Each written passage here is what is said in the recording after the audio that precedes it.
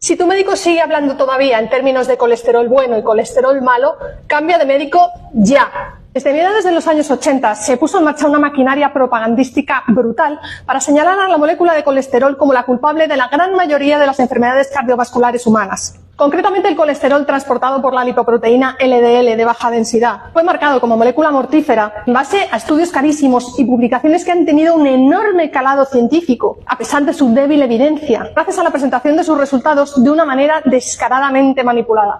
A pesar de que tanto el colesterol como la proteína LDL que lo transporta cumplen funciones importantísimas en el organismo humano, el lavado de cerebro de los médicos en formación, entre los cuales yo me incluyo, y de tantos otros profesionales de la salud, y la connivencia de los medios de comunicación serviles al poder de la industria farmacéutica, consiguieron que unos estudios con una validez externa bastante cuestionable cambiasen la historia de la práctica clínica médica e influyesen radicalmente en las recomendaciones dietéticas que hoy por hoy todavía siguen vigentes 40 años después, con el objetivo de satanizar y temer al colesterol y a las grasas en general, así como promover la prescripción y venta de los fármacos que inhiben su síntesis, las llamadas estatinas, exagerando descaradamente los beneficios clínicos de estas y ocultando sus impresentables riesgos. Y a la vista está que hoy en día la gente del primer mundo come las grasas saturadas con muchísima prudencia, la carne, los huevos, la mantequilla, el bacon, por ejemplo, porque les han contado que es que mucho cuidado con eso porque sube el colesterol. Y luego encima las estatinas son uno de los fármacos más prescritos en la historia de la farmacología. Y aún así, las enfermedades cardiovasculares 40 años después siguen disparadas y siguen siendo la primera causa de muerte de la ciudadanía actual. No hace falta ser Einstein para darse cuenta de que algo falla. Y lo que está clarísimo es que a día de hoy la única que claramente ha sido beneficiada ha sido la industria. ¿Y entonces por qué se culpó al colesterol, que desde ya os digo que es completamente inocente en toda esta película? Por dos motivos. El primero de ellos es bastante simplista y suena bastante a Barrio Sésamo, espero no reírme mientras os lo cuento. Resulta que cuando uno ve una arteria obstruida con aterosclerosis, en su interior lo que ve es grasa, con lo cual se dedujo automáticamente que esa grasa era la culpable de la obstrucción, era la raíz del problema.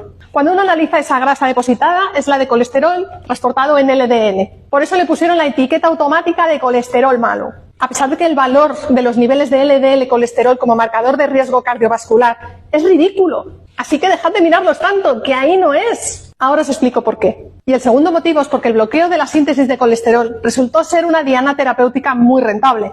Casualmente se descubrió y se patentó súper pronto nada más aparecer los estudios que señalaban como malo al colesterol, generando unos enormes beneficios económicos, a pesar de haber demostrado unos efectos ridículos sobre la mortandad por enfermedad cardiovascular y a pesar de la tremenda repercusión en cuanto a efectos adversos que tiene, que parece ser que poca gente conoce.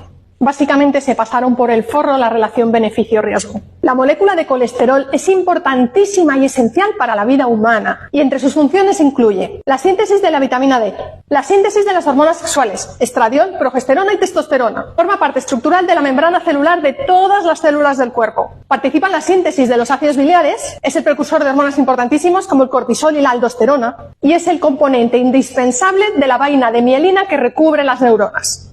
Casi nada, como para ponernos a jugar con ella. Y si afirmamos que el colesterol no es el culpable del endurecimiento y la oclusión de las arterias, ¿quién es el culpable? Se nos enseñó como mantra que el combustible energético principal del cuerpo humano es la glucosa, bien por ingestión directa mediante dulces o por la descomposición de hidratos de carbono más complejos, como en la pasta, en el arroz, en el pan, la patata, ya sabéis. E incluso se nos llegó a contar que las neuronas únicamente pueden funcionar a base de glucosa, lo cual se ha demostrado completamente falso. Pues bien, cuando el cuerpo humano emplea la glucosa como combustible energético celular principal, tal y como nos han dicho que tiene que ser, las mitocondrias, que son las organelas celulares encargadas de actuar como centrales energéticas, convierten la glucosa en energía, pero a cambio generan una gran cantidad de residuos metabólicos, conocidos como radicales libres o especies reactivas de oxígeno, que son los principales causantes de la oxidación celular, su envejecimiento y su daño. Cuando en la célula se produce un desequilibrio entre los productos más oxidantes como los radicales libres y los mecanismos compensadores antioxidantes reductores que la célula tiene de manera natural, la célula entra en desequilibrio redox, que se conoce también como estrés oxidativo, y se manifiesta en forma de daños funcionales y estructurales, el daño oxidativo de las células. ¿Y qué creéis que pasa cuando tenemos un suministro exagerado de glucosa, teniendo como tenemos una pirámide nutricional que nos dice que la base tiene que ser a base de hidratos de carbono? Pues lógicamente que el trabajo de la mitocondria se sobrecarga. Y si encima la función mitocondrial no es óptima porque hay un déficit de vitamina D, porque no hay exposición solar, porque no se realiza un ejercicio aeróbico y de fuerza, o hay disrupción circadiana, la situación se convierte en una verdadera disfunción mitocondrial. Las mitocondrias, así dañadas, son muy poco eficientes energéticamente y generan un montón de residuos en forma de radicales libres, de manera que las células viven en un estado de estrés oxidativo continuo. En este ambiente celular tan enfermo, se desencadenan una serie de procesos de liberación de unas moléculas señalizadoras del estado de inflamación que se llaman interleuquinas, que le envían el mensaje a todas las células del cuerpo contándoles la situación que se presenta. De este modo, se establece un estado de inflamación generalizado de bajo grado, pero silencioso y sostenido. Se conoce como el síndrome metabólico, aunque en realidad debería llamarse síndrome mitocondrial, porque el problema verdaderamente está en la función de las mitocondrias. El síndrome metabólico se define por la presencia de 3 o más de estos 5 criterios: hiperglucemia, hipertensión, hipertrigliceridemia, incremento del perímetro abdominal, es decir, obesidad troncular, y bajos niveles de colesterol HDL. El bueno. Se manifiesta típicamente en forma de un estado generalizado de resistencia a la insulina y es el verdadero marcador de riesgo de la enfermedad cardiovascular humana. El síndrome metabólico es lo que verdaderamente subyace a la gran mayoría de las enfermedades humanas modernas, que están asociadas a la falta de sol, al sedentarismo, a la cantidad de tóxicos que nos rodean y al consumo excesivo de hidratos de carbono, es decir, a la disfunción mitocondrial. Como veis, el colesterol malo LDL ni está ni se le espera en este escenario, no pinta nada. Ahora que ya sabéis lo que es el síndrome metabólico, os podéis hacer una idea de que las células de todo el cuerpo funcionan con una menor eficiencia energética, generan muchísimos residuos oxidativos, envejecen más rápido y ven alteradas sus señales de apoptosis o del momento en el que saben que tienen que morirse para ser renovadas y sustituidas por otras nuevas. Un desastre. ¿Y cómo afecta entonces el síndrome metabólico concretamente a las arterias? Echemos un ojo a su pared. En condiciones normales, la pared interior de las arterias está tapizada por una capa única de células muy suave que se denomina el endotelio vascular. Yo la conozco bien porque la veo mucho con el microscopio cuando voy a conectar vasos en las microcirugías. Lo que nos han contado clásicamente es que la aterosclerosis se debe al depósito y a la infiltración de grasas, concretamente de colesterol LDL, en esta capa endotelial, provocando su inflamación y su endurecimiento, que finalmente aboca en la obstrucción del flujo de la sangre, que se manifiesta en forma de infartos cardíacos, cerebrales o la disminución del riego de los miembros inferiores, conocido como isquemia periférica. Pero lo que sucede en realidad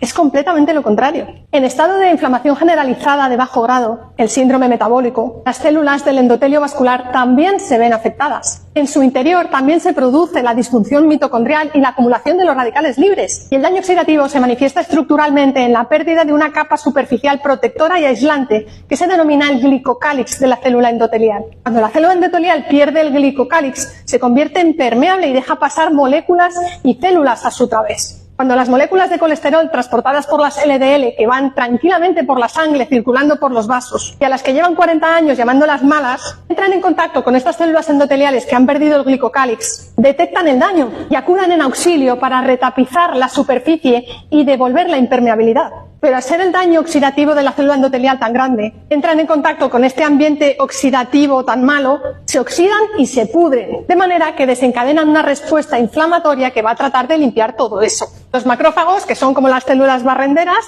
engullen las LDL y se transforman en células espumosas. Y las células espumosas empiezan a liberar un montón más de señales de inflamación y se establece un auténtico círculo vicioso de LDL oxidada y podrida, macrófagos incapaces de comérselas todas, de llegada de muchas células inmunitarias debidas a las señales de inflamación, a la vasoconstricción por falta de producción de óxido nítrico, a la muerte celular por citotoxicidad y a la fibrosis y al endurecimiento por reacción de las células musculares que rodean al endotelio vascular.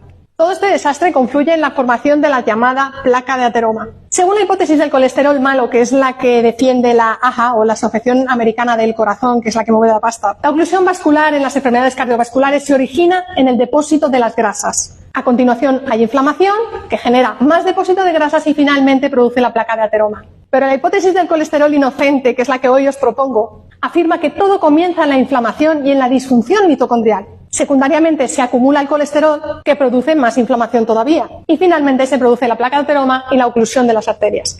Conclusiones. La ciencia oficial no apoya la hipótesis de que el colesterol LDL es bueno e inocente porque no genera dinero. Porque el síndrome mitocondrial o metabólico puede ser perfectamente revertido mediante medidas súper sencillas y baratas que favorecen el buen funcionamiento y la salud mitocondrial, como son la luz solar y la preservación de los ritmos circadianos, que implica un buen aporte de vitamina D y unos correctos niveles de melatonina.